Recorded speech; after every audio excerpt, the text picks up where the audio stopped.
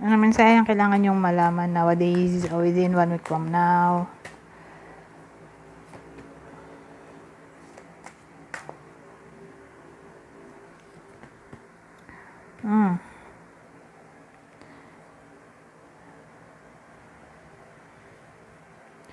So, within 1 week from now, may babae tayo dito. Mukhang nanay na to. Sabihin natin babae na lang in general. Eto, anong nangyari? Ba't feeling trap siya dyan?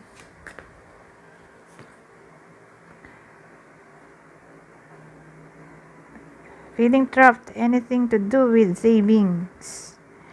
O saving ng money. Hindi siya makapag-save.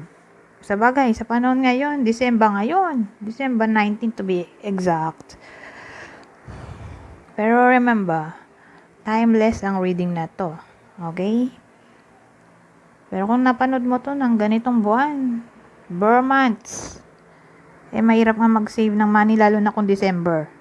Dahil ang daming ang gastusin. Maraming namamasko,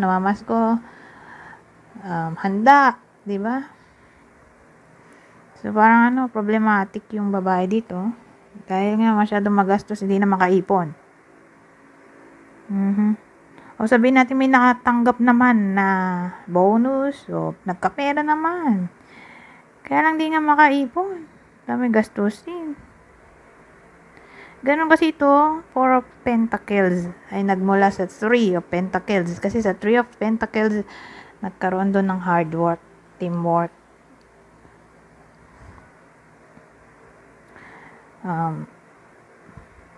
So, yung katas nun, ayan, napunta na sa 4 of Pentacles, kung saan magsisave ka na ng pera.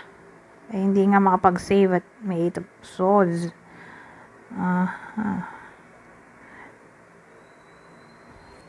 Anyways, tingnan natin susunod. Ace of Cups.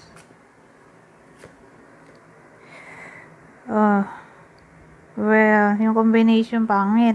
Kasi, particular to sa mga tawag dito, nagpa-flirt. Nasa flirtationship. Okay? Ewan ko. Ghosting ang mangyayari dito. Sad to say. Bigla na lang mawawala. Yung ka-flirtan for some reason. O sabihin natin na ma-attract yung iba sa inyo. Sa someone na mahirap. O hindi niya ka-level. When it comes to status. Financial status. Kasi crush to. Attraction. Ito, sabihin natin po. Mahirap.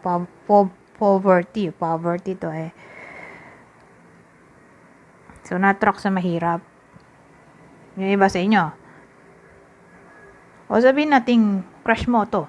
May flirtation na nga na nangyayari. Nagka-developan kayo ng kung sino man yan. Pero for some reason, lagi ka nagwo-worry.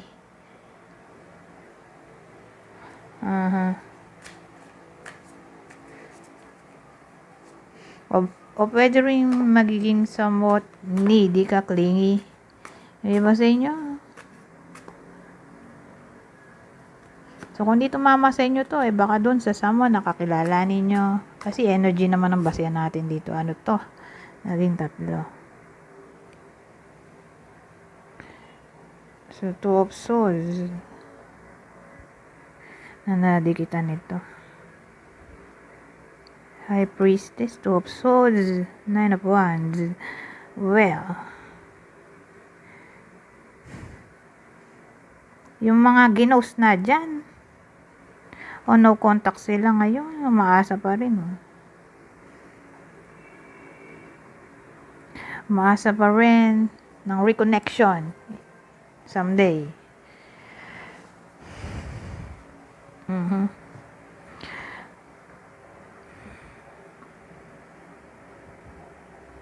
Sabihin din natin na ganito ang senaryo. Nasa third party situation. Hindi pa rin makapili yung person. Kung sino man yung nasa third party. Hindi pa rin siya makapili within 1 week from now. Kung sino sa kanila ang karapat-dapat.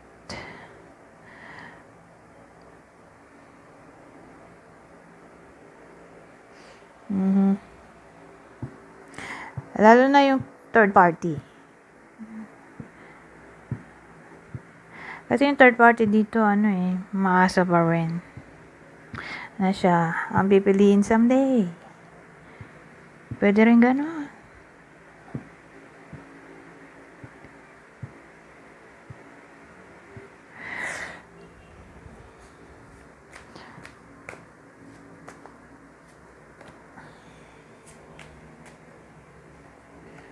Tatlo na naman. So, Three of Pentacles, King of Cups, the Star.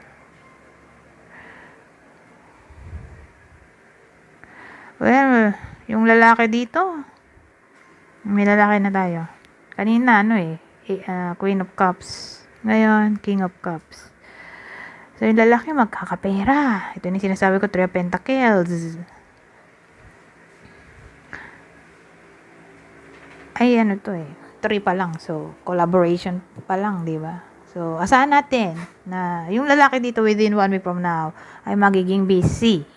Okay? Busy sa pag-earn ng money o kung ano-anong task na dapat niyang gawin o inutos sa kanya. So, magiging busy yung lalaki dito. Okay? Lalo na kung pamilyado. So, may dasta tayo sa uli. So, magiging inspired siguro yung lalaking to na mag-earn ng money.